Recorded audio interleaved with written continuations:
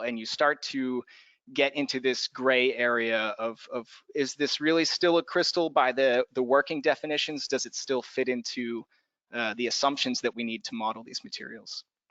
Okay, and just to kind of show this point, if we again go from a single crystal where we get a nice single crystal diffraction, which is directionally dependent, and we go to a collection of crystallites, now we're starting to sample all the different orientations of the crystallites at the same time. And in doing so, we overlap all the individual diffraction patterns to the point we start to go from discrete points to rings in our two-dimensional measurement here. And if we look at some real measurements, you can see if we have coarse crystallites, we get spotty rings because we're not sampling all the directions completely. And if we have nice small crystallites, then we get these completely isotropic rings, okay? And now we don't have any two-dimensional information here anymore, so we can just take a slice of this pattern and look at it in a one-dimensional way, okay? And this is how we look at polycrystalline materials. So we can still fit models to these sharp peaks that we get and determine the structural properties. But one of the issues with modeling materials in this way is that we're also fitting backgrounds. So we have this diffuse intensities that don't contain peaks, and we're sort of throwing that away. And in many cases, that's fine. But in many cases, actually, that's precisely what we're looking for. And how can we develop these diffuse intensities is through disorder in the material, this aspect of non-crystallinity or non-periodicity. And so if you think of, for instance, these different colored bricks could be different molecules, they could be different enantiomers or solvents or water that can form co-crystals. And we start to think about how disorder away from this periodicity can manifest. And so you can think about conformational freedoms in the molecules. If you have larger, more flexible molecules, you can think about differences or distributions in the relative orientations of the molecules. And also in respect to this kind of size regime issue, also the increasing amount of surfaces, or as with grain boundaries, interfaces in the materials. And as you go to multiple components, you can start to think about occupational disorders, vacancies, impurities, and then going to smaller and smaller sizes, you can also think about coherence. So even in continuous matter that isn't necessarily finite sized on this nanometer regime, you can have so much disorder that only the relationship between neighboring blocks or neighboring molecules is really still manifesting in a consistent way, okay? And when these types of defects get so characteristic of the material, you lose these sharp diffraction peaks in your measurements, and now we have these very diffuse patterns. And so these diffuse patterns still contain structural information about our materials, but since we can't constrain this periodicity of the material, it becomes more difficult to extract out what that local structuring details are. So the way that we can use this relationship is by the inverse relationship of the measurement space or our diffraction space and real space, or what I'm calling here for the purpose of this talk, our analysis space. So if we get a sharp diffraction space, a peak in our measurement space, if we Fourier transform that, we get a sinusoidal oscillation that tells us something about the periodicity of the density in the material.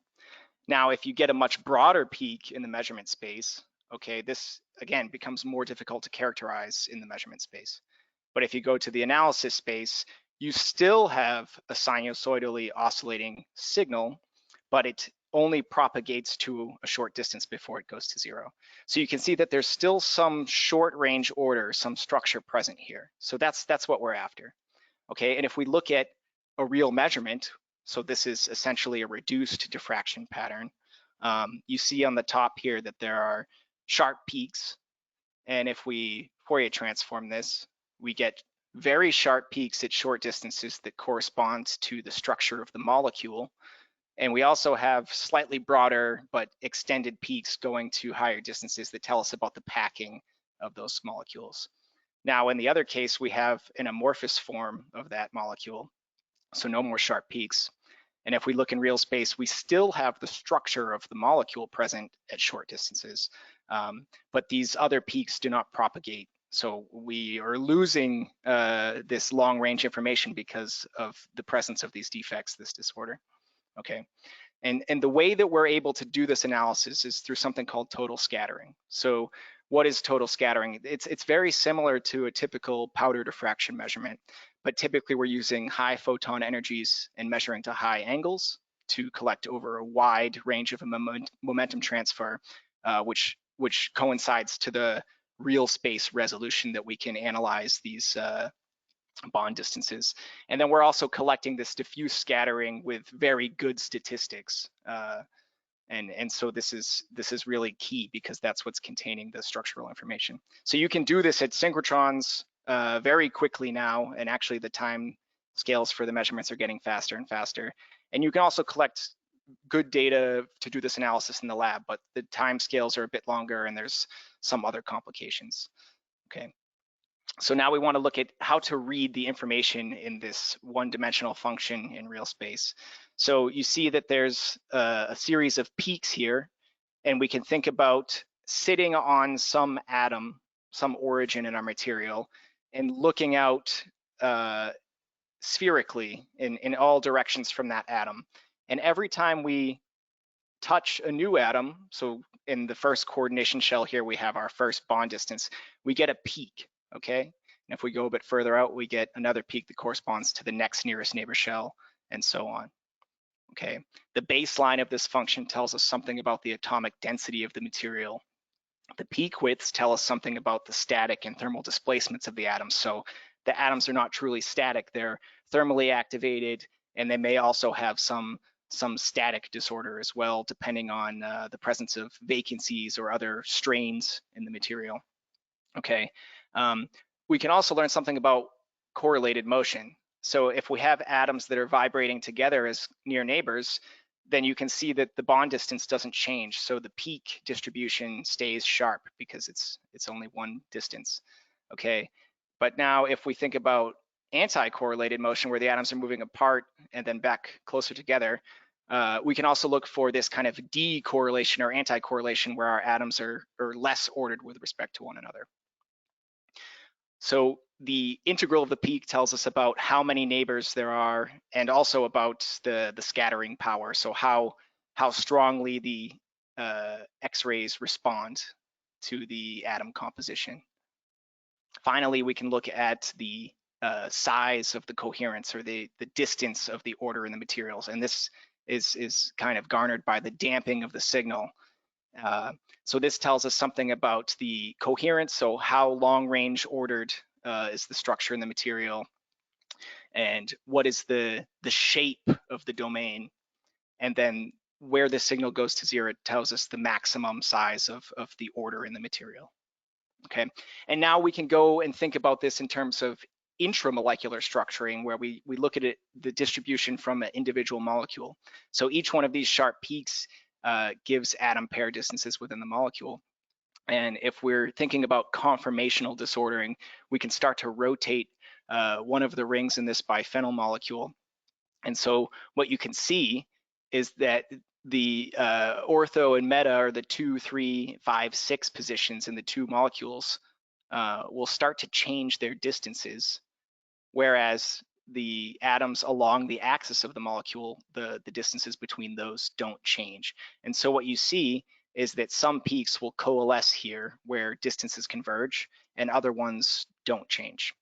And then we can think about if we have a distribution of conformations, we can sum all of these together, and you see that the correlations that change from the changing angle will kind of merge together, and you'll remove some of the structure from the system because certain angles are not ordered anymore.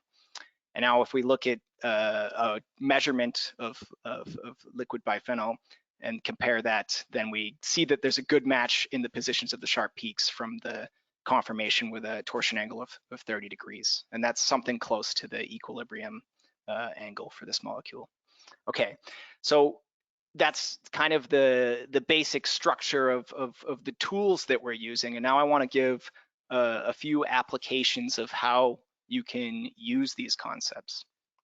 So the first will be for solid form characterization. Solid form characterization is really important because we want to understand all of the different ways in which an API or its co-components or with solvents or water, how are the solid forms that are possible to make, how are they interrelated, and how can we utilize this information to make products that have the best solubility, the best stability, the best properties for their use. And so in that context, I will talk about this collaboration with GSK, and in particular, this was with Luca Russo, who actually gave one of the talks in, I believe, the second session of the FSF series. So you can go back and look at his talk as well. So in particular, this is the investigation of an HIV drug. And this drug has poor gastrointestinal solubility. So the goal is, how do we increase the solubility? Well, two ways that are investigated in doing this are to reduce the particle size so that you have more surface area and thereby it can dissolve a bit more easily. Or you can amorphize the products and then you have a higher energy solid form and hope that that gets you a little bit closer to a more effective solubility. Okay, and so we wanted to investigate different processing routes to make either smaller particles, so size reduction, or to make the amorphous form of this drug. So we tested different grinding mechanisms, and we also tested some solvent preparation, which is this microfluidics processing to get the amorphous form. Okay.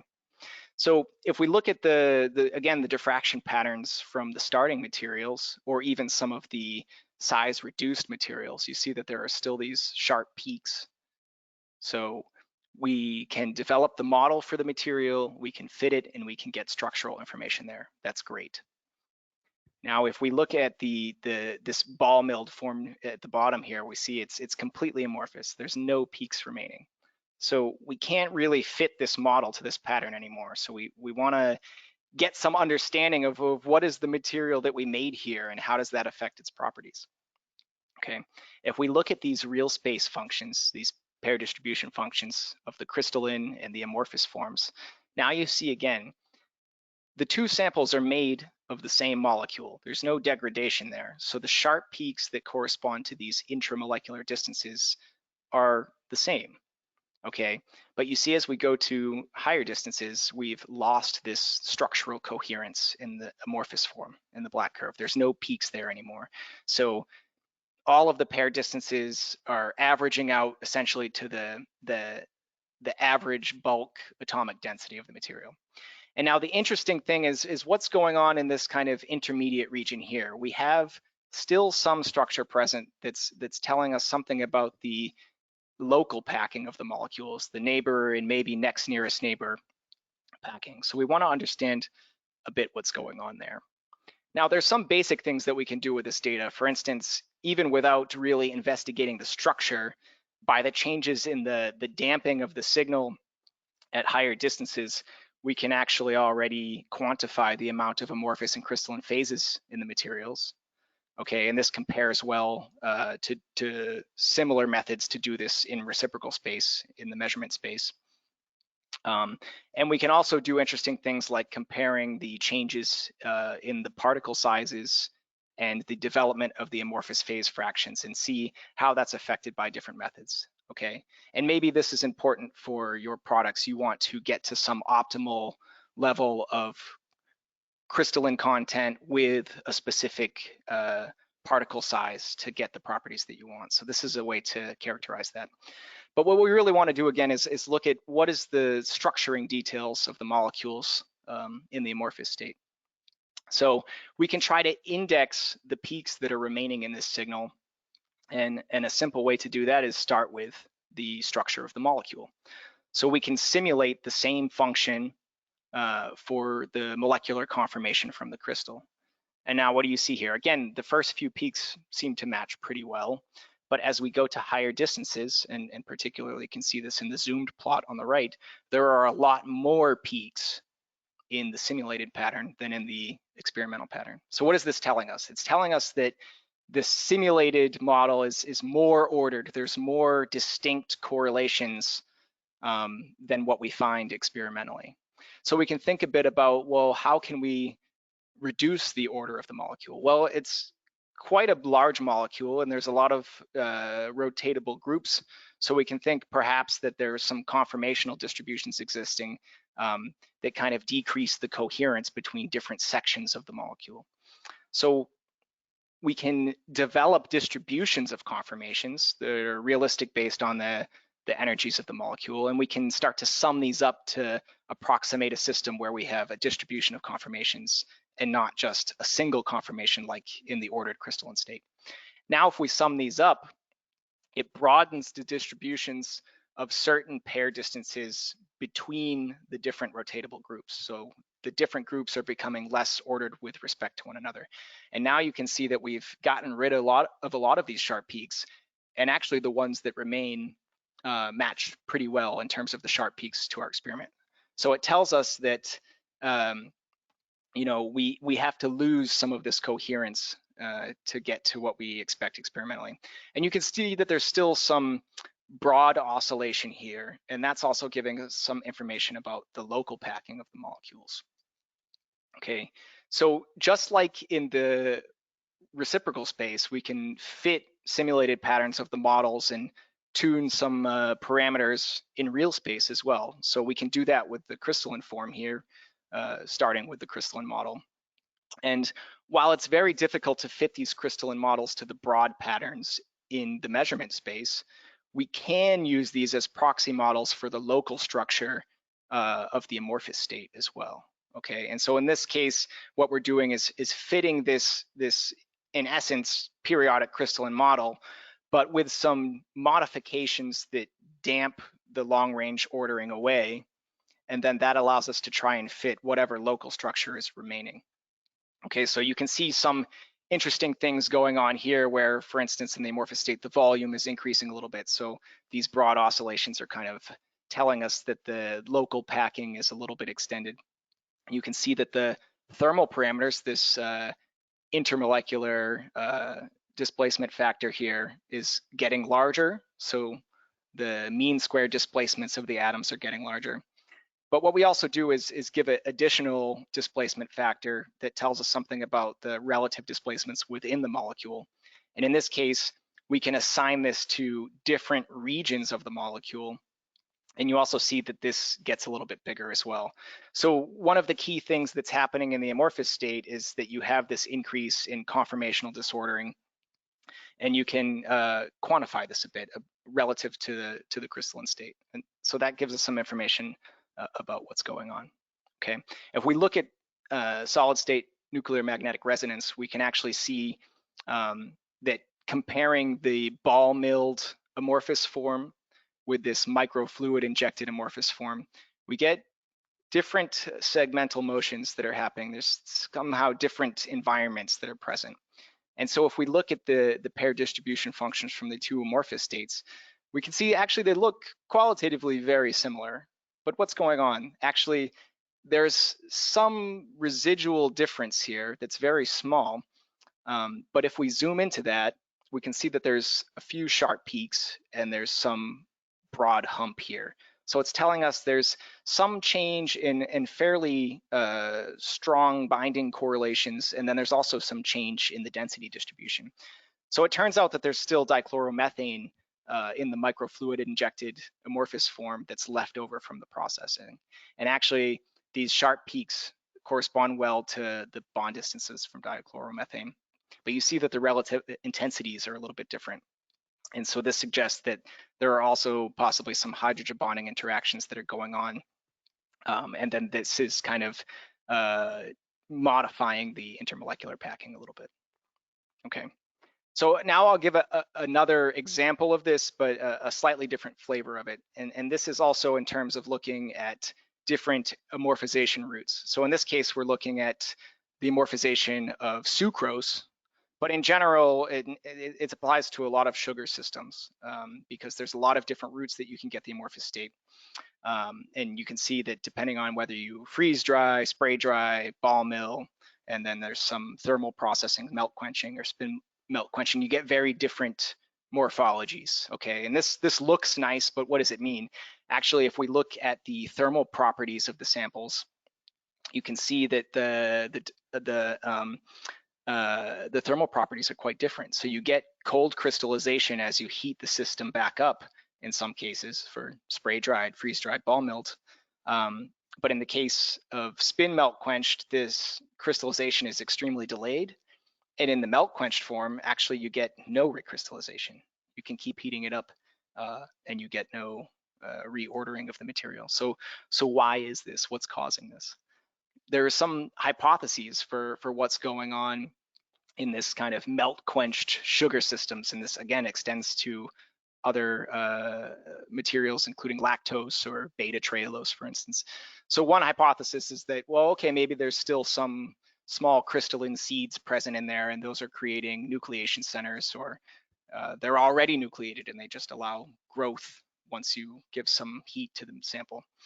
Okay, another possibility is that there's moisture content differences, and this is plasticizing the structure that reduces the glass transition and allows things to reorient. Another hypothesis is that there are fundamental structural differences in the system. So this is sometimes termed polyamorphism, where you have different structural states in the amorphous forms. And another possibility is that there are some impurities. There's something else in there that's causing some differences in the samples. So we want to try and figure out what's going on here. So if we look at the diffraction patterns of the materials, you can see again, crystalline sucrose, this is our reference here in orange, it's quite crystalline. If we look at the ball milled sample, you can already see that there's still some peaks left. So this kind of already answers our question a bit in that case, that there's clearly already crystalline content in the ball milled sample. But the other ones all look quite amorphous. There's not really any sharp reflections there. So we have to figure out what else is going on. If we zoom into these lower angle scattering intensity distributions, we can see everything looks quite similar. But in the case of the melt quench sample, actually there's a slight modification of these broad intensity positions and the relative intensity of the two contributions. But this is somewhat vague. I mean, it suggests that there's something different, but it's very difficult to narrow down what's causing the difference. So we can look at crystalline content again from DSC and find, except for the ball milled sample, essentially they're all completely amorphous. We can all look at moisture content. So actually in this case, we do find that the moisture content is less in the melt quench and the spin melt quench samples. So okay, maybe it could be plasticization, but doesn't really explain why it doesn't happen at all, rather than just maybe a slightly more delayed temperature. And then we can go and look at the pair distribution functions. So counter to the previous case where we saw some pretty obvious differences in the local structure of the two different amorphous states, here it looks very similar. They all look like the distribution function calculated from a single sucrose molecule. So what else can we look at in this signal? We can look at the higher range distances, where now we're starting to look at details coming from the intermolecular packing. And if you look here, you see a modulation of these broad humps in the melt quenched form. And it turns out that if we measure high performance liquid chromatography and look for degradation indicator compounds, we can find that melting and then quenching the sample leads to the breaking of some of the glycosidic bonds in the sucrose and gives you larger amounts of glucose and fructose, and also some polymerization compounds and other impurities. And so it turns out that this sort of correlates quite well. And now, if we look at some samples designed to investigate this a bit more, so in this case we have a melt quench sample, we have a freeze-dried sample, and then in between those we have one that was melt quenched and then freeze-dried, and one that's actually a physical mixture of sucrose, glucose, and fructose. And we find that actually the amount of sucrose present in the sample versus these degradation compounds is monotonic with the change in this signal. So it suggests that these presence of impurities in the system from the melting is actually really important to the behavior of the material. Okay, so now I want to move on to the next example, and this is thinking a bit more about the matrices that we might want to put our APIs or other small molecules into. So this is looking at polymers, and in particular, very heterogeneous systems. Okay, so for many polymers, we have what are sometimes called semi-crystalline systems. And this is a case where you have some crystalline, some ordered content, but you also have an inherent proportion of amorphous content and a large amount of interfacial surface area between these. So it has some ordered component, but it has inherent disorder. And oftentimes, to get some structural information in these systems, people will produce oriented fibers where you stretch and anneal the system, sort of massaging the crystallinity. But in this case, it's not really the sample that you're actually using anymore. So we want to study these systems in their natural state. And even in the ordered state, so this is nylon, for instance, you get some peaks in the measurement space, but even these can be quite difficult to fit because of the disorder. So this is a case of a polyurethane where we have essentially a tri-block copolymer of methylene diphenyl diisocyanate here, butane diol, and polytetrahydrofuran. And what happens is that MDI and BDO form blocks, which are called hard blocks. And when you anneal the system, they tend to phase segregate or microphase segregate away from the polytetrahydrofuran, and they form some degree of local ordering. Now you can still have some MDI units that are trapped in the amorphous phase as well. But essentially we're looking at this distribution of hard segment contents and annealing temperatures to see what's happening. So if we look at small angle scattering, we can see that this peak is shifting to lower Q, and that's telling us that the phase segregation of the material is increasing with temperature. Atomic force microscopy tells us that we have also some segregation here. The white regions are where we have more rich concentrations of the hard blocks, but you can see that the length scales are very small, something on the order of tens of nanometers or less. And we can look at spectroscopy, and that tells us that from the changing environments of the carbonyl group on the urethane units, that we're increasing the amount of hydrogen bonding between these. So these hard blocks are kind of aggregating and ordering. But if we look at the diffraction patterns of the materials before annealing, after annealing, with a lot of hard blocks, with very little, they're all very broad, and it's very difficult to get some structural information from this. Okay, we can see that there's some features there, but again, it's very difficult to distinguish what these are coming from. So we go to real space. Okay, and now you can break down the pair distribution functions of these materials over 3 length scales in this case, where from about 0 to 15 or 20 angstroms, we see the predominance of the amorphous phase, the disordered phase. But if we zoom into the signals at higher distances, actually we see there's something changing significantly here with increasing hard segment content or increasing annealing temperature. So it's telling us something about the signal of the part that's ordering as the system microphase segregates.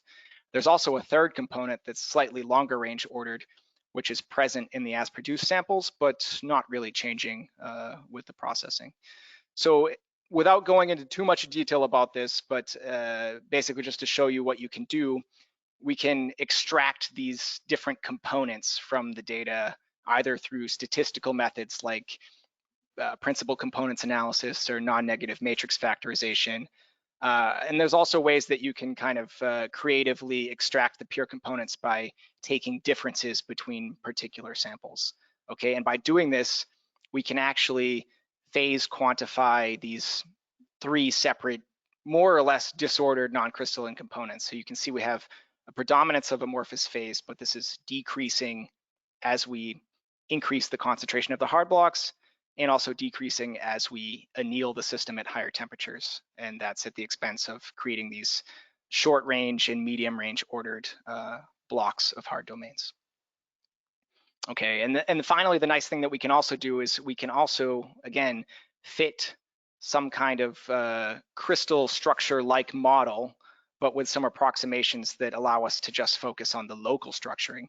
And actually with this system, we can show that this component in the intermediate range region that's growing with annealing temperature actually has a conformational and local intermolecular packing, like one of the known forms from fiber diffraction of this material, but distinctly different from one of the other forms. Okay, and we can compare this to the experimental signals as well to confirm that. So this is a nice way to get some idea of what is that structuring that's remaining. Okay, and now I want to sort of combine these different concepts of kind of looking at API structure and looking at polymers into the last example, which is looking at amorphous solid dispersions. Okay, so amorphous solid dispersions are basically some co-processing of your API with different polymers to keep them from recrystallizing, but also to provide some stability to the system and better solubility. And you see, okay, they've been around for quite some time, but as we get later and later, the number of products going onto the market gets more and more. And this is actually, it's not a complete list. You can go to these papers to find even newer products on the market. Okay, so just to give a basis to showing an example of this, I'm talking about a particular system from this crystal solvate of theophylline and 2-pyrrolidinone. Okay, so theophylline is a pharmaceutical use for respiratory disease, and 2-pyrrolidinone is a typical industrial solvent. And this system forms a sesquisolvate, so 2 theophylline to 3 pyrrolidinone, a monosolvate, which is a 1-to-1, and you can also have the pure crystalline theophylline. Okay, this is not so important, but this is kind of what we're putting into our polymers here.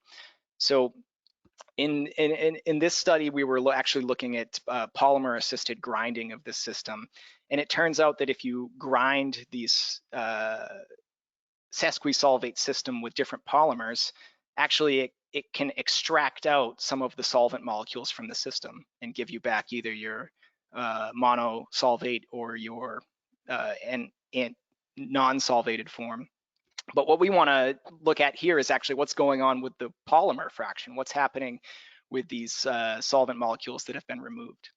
So we screened different types of polymers and find that actually the ability to remove the solvent molecules changes depending on the type of polymer you use. So we want to get some understanding of what's the driving forces here for this behavior. So we looked at actually more than this in the paper you can check out, but just to give an example here of polyacrylamide, which gives the least amount of conversion, and polyacrylic acid, which gives the most amount of conversion, actually all the way to the non-solvated form of theophylline. So we looked at what happens if we just grind the polymers with the pure pyrrolidinone, and what interactions do we find in the system. So if we look at the diffraction pattern of the mechano-milled product, we find that actually this diffuse pattern is not well described by the patterns of the 2 pure components. So it's telling us there's some mixing going on, something about the intermolecular packing has changed. And we can couple that with Raman spectroscopy, for instance, and see that a sum of the pure components gives a fairly okay description of the ground and mixed state. There's some differences, but it's a pretty good description. But if we go to polyacrylic acid, again, in the diffraction pattern, we find pure components don't describe the system. But here we find that actually the band corresponding to the carbonyl group in 2-pyrrolidinone is massively changed. So there's clearly some local changes in the chemical environments going on here. And actually there's other changes as well. So what's going on? Okay, so a way that we can assess this kind of behavior from a real space perspective with these pair distribution functions is looking at relative density modifications. And the way that you can think about that with molecular compounds is that you essentially have a tiling of these different molecular components. There's some spatial packing of these units, okay? And if we go from the sesquisolvate system to the non-solvated or the solvent system, this packing is different. So if we sum up the pair distribution functions of the pure components, locally they give a perfect match to the sesquisolvate system because it's just primarily the pair distances within the molecules, and we haven't changed the molecules here. But if we look at longer distances, you can see that the intermolecular packing differences, they're changing. So we get a difference that corresponds to what about the intermolecular packing density has changed. And this can be quite useful. So if we look at the milled system, again, actually here everything looks like it fits very well. But we saw some differences trying to fit this in reciprocal space. And if we zoom into the difference curve, we find that there's this oscillating feature, okay? So we can see there's some change in the intermolecular packing density when we mix these together. There's some mixing going on. Now if we look at this difference compared to the one with polyacrylic acid, we find there's also an oscillation here, but locally there's some sharp features that are not present for the polyacrylamide. And these features show up in the length scales that correspond quite well to the intermolecular packing distances. So it really tells us, in addition to the spectroscopic data, that there's really a strong change in the local chemical environments. And of course, this can be affected by the presence of water in the system or possibly even some chemical reactions. But it's telling you that whatever's going on is stronger. It's having a more significant effect on the local intermolecular interactions in the system. And this can help drive the ability for the polymer to hold on to the solvent molecules and not spit them back out. Okay, so a simple way to think about this is in terms of solvation driving forces. It takes a little bit of energy to remove pyrrolidinone from the sesquisolvate. But if the interactions are favorable in the polymer, you gain some energy back by solvating it in the polymer. And so if the total energy change of the system is negative, then the pyrrolidinone molecules will tend to stay in the polymer. And so this is work from Aurora Cruz-Capeza, who also gave one of the FSF talks in the last series. And she talks a little bit more about some of these methods, but basically she calculates the structural energies of the system when you move these solvents around, and you find that actually converting the sesquisolvate to the non-solvated system is only favorable for the polyacrylic acid case. So this gives some partial explanation to what's going on here. Okay, and with that, I will finish. And so hopefully some takeaways from the talk will be that disordered materials do have some short or even intermediate range order of the conformations in the molecules, the intermolecular packing, and that this is very important to the bulk properties of the material. Total scattering is useful when your material does not diffract, and it gives you a way to kind of study the structuring of interest, and is also useful even in ordered systems where the local structuring that you're interested in is somehow inherently not ordered. And this PDF analysis is a useful way to still use simple models to investigate these structures. And you can successfully find small amounts of disordered components in ordered systems or small amounts of order within disordered systems. Okay, and with that, I would just like to acknowledge my group here at the Max Planck Institute and my collaborators at BASF. And again, I thank the folks from XTLPi for inviting me here, and thank you all for listening. Thank you, Max. It was a wonderful presentation on amorphous systems, and I'm sure the audience would have learned a lot from this talk today. We open up the session for the Q&A, and the first question is, again, I don't see the slide number, but the question is, could microED be useful for analyzing nanoparticles of a polycrystalline material? Yeah, well, yeah, I guess there's not really a slide associated with that, but I mean, essentially there's a lot of motion going on in the electron diffraction community to study these kind of materials. Of course, to also do structural solutions at the smaller length scales. So in that sense, because you have the ability to have much smaller beams, you can also do something like single crystal diffraction on much smaller ordering length scales. Of course, your material system still has to be kind of within a working range, so you still have to be on the order of the size of the beam. And this can also be complicated by things like sample degradation in the electron beam, because the interactions are much stronger than with X-rays or neutrons.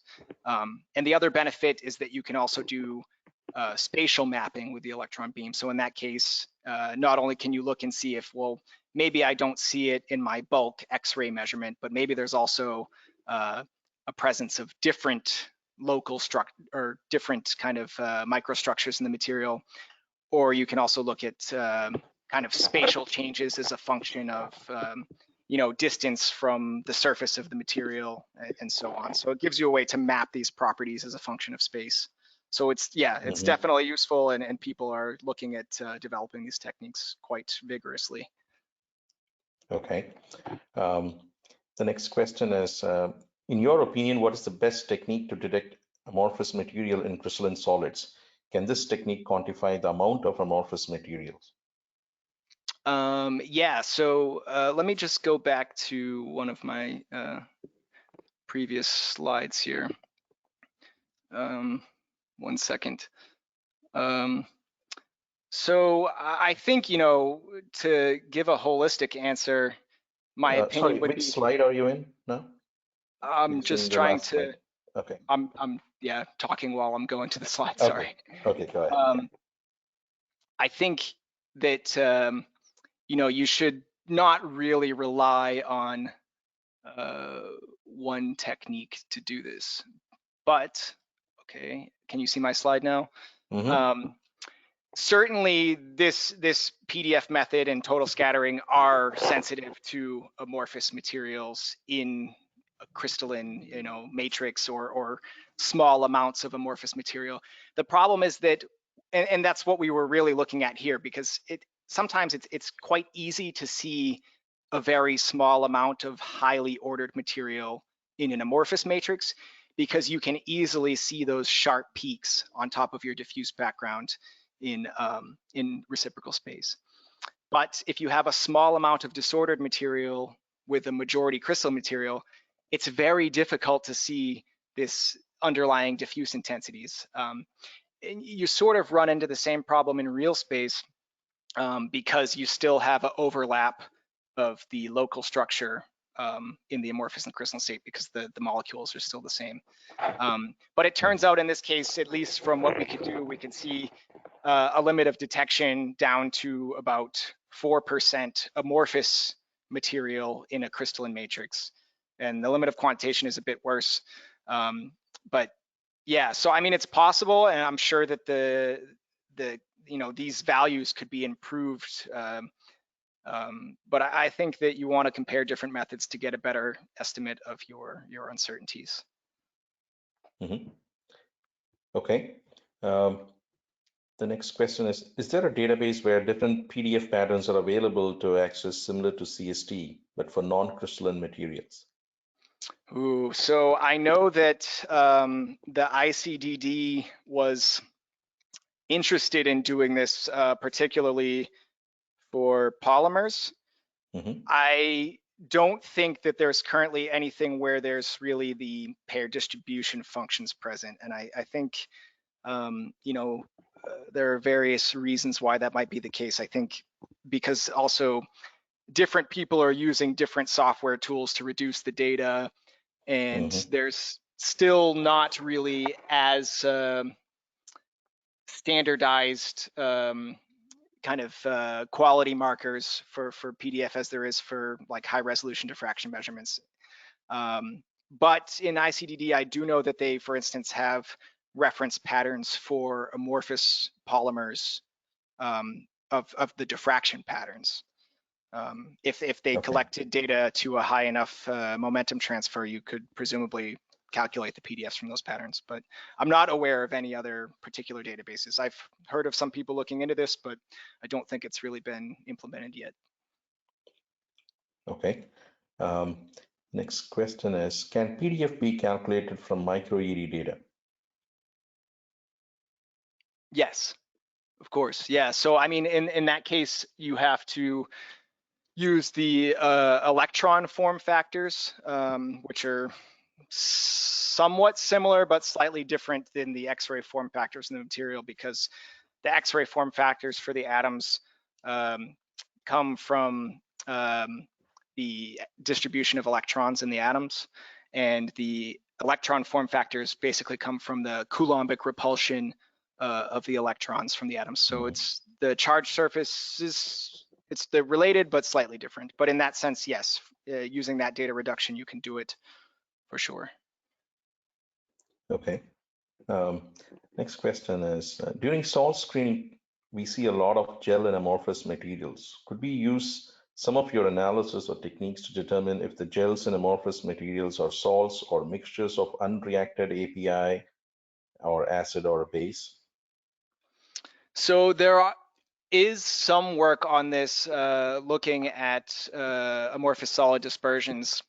So, if you expect a reasonably significant change in the intermolecular coordination distances based on the, transfer of that proton, then you might be able to associate it with that. But it depends on sort of the magnitude of these changes, depending on the system. So, I mean, probably what I would want to do in that case is have a large number of samples that maybe vary these conditions a bit systematically, and then try to look for some either systematic shift in the coordination distances, or for instance, in the sense of like whether it's a salt or a co-crystalline state, whether I expect then that I would have some aggregation present in one and not in the other. And then in that case, I could also look for some ordering associated with that aggregation in the kind of intermediate range structure. So you can look for structural changes that come from the state of the system. But I mean, in that sense, like you can't see charges in the data directly. So, I mean, you have to associate it with some structural changes. But in that sense, if you can do that, for sure, you can look for it. Okay. So in the interest of time, we'll take some more questions, but let's try to keep it short. So do you need measurements from the synchrotron facilities to obtain good quality data? So no, I mean, there are a lot of the diffractometer companies now are kind of manufacturing and selling laboratory systems that are geared towards measuring pair distribution functions and even providing some software to do that. Now, I think the difficulty lies in, like, if you want to get good data, you can do it, but the time scales for the measurements in the labs are much longer because the flux of the X-ray beams from these laboratory anodes is much lower than what you can achieve with the synchrotron. So I showed in a previous slide, I won't go back to it at the moment, but basically typical measurements at, let's say it's the 3rd generation synchrotrons are something like on the order of a few minutes for really good data. And for most of these lab systems, you're looking at least on the order of 4, 5, 6 hours, but actually even that value would be more for like strongly scattering inorganic materials. So if you're looking at disordered organic weakly scattering materials, you could be all the way up to 15, 20, 25 hours. And I think there's a lot of value to measuring a lot of samples because the systematics of the changes give you a lot of confidence in what you're looking for in these disordered systems. And now at the upgraded synchrotrons, so now at the ESRF, we're approaching beam fluxes where you can literally measure very good quality data in seconds. And actually, we're working, my colleagues and I, on developing a company to provide this service for high throughput diffraction measurements. And so I hope that will be something that's useful for the community as well. Okay. Are there limitations to the types of materials or number of samples that can be studied using this method? No. I mean, in terms of limitations of the material, there's not limitations on composition or the state of matter. I mean, you could also study liquids and gels and waxes, or are there even studies on molecules in the gaseous state using PDF? And in terms of the limit to the number of samples, again, particularly at the synchrotron facilities, as we're working towards better data collection methods and higher beam fluxes, we're really getting to a point where we can measure even hundreds or thousands of samples in a relatively short period of time. And so this also leverages the possibility to use data analytic techniques like machine learning, and like I mentioned, PCA and non-negative matrix factorization to kind of statistically extract out signals or properties of the systems as a function of the changes in the parameters of your synthesis or your composition and so on. Okay, time for just 2 more questions for the day. The question is, how does the use of neutrons or electrons compare to X-rays? Yeah, so they're all complementary methods. So as one of the questions previously mentioned about micro ED, first of all of the different types of radiations interact with matter differently. So you can get different sensitivities to elements in different environments. So whereas with X-rays, for instance, you have a difficult time seeing carbon or oxygen in the presence of strongly scattering transition metals, with neutrons, actually, for instance, you could even see hydrogen very well in a lot of cases. So it gives some complementarity to your sensitivity to different components of the system. Of course, the amount of material that you need and the speed of the measurements and also the difficulty in the preparation of the samples, and that's particularly in the case of the electron diffraction measurements, is a bit difficult. So you need a lot of sample for neutrons, and oftentimes if you don't have small nanoparticles, you might need to prepare thin films for the electron diffraction measurements. So in that sense, X-rays often are the best for one, looking at weakly scattering materials or materials that are easily degraded by radiation, and also for looking at large numbers of samples quickly. Mm-hmm. Okay, great. Last question for the day. How reproducible are small changes in the amorphous diffraction patterns? Yeah, so actually the changes are very reproducible. If I maybe can go back to one other slide here. Let's see.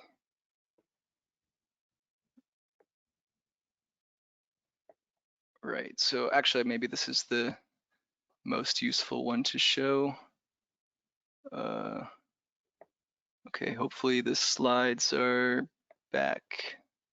Mm-hmm. See slides. Yeah, so I mean, basically this can give a sense. The reproducibility of the signal is the same as the reproducibility of the signal in diffraction space.